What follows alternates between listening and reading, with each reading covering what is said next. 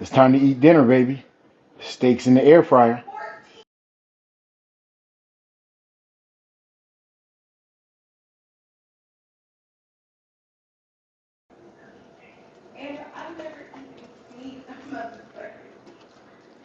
Look how thick these babies are.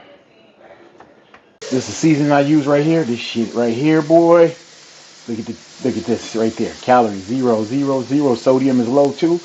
Gotta get you some, baby.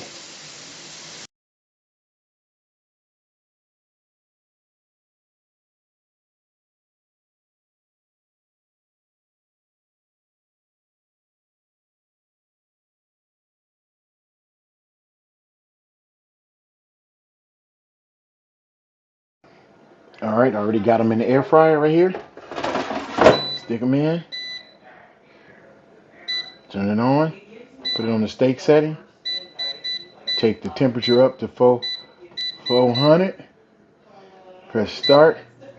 And let's see how they come out. All right, the steak is done. Let's see what they look like. Look at that. That's a fucking air fried steak. And I haven't stopped air frying it ever since I figured this out. Sit it right there. And then I get another plate and I put it right over the top of it.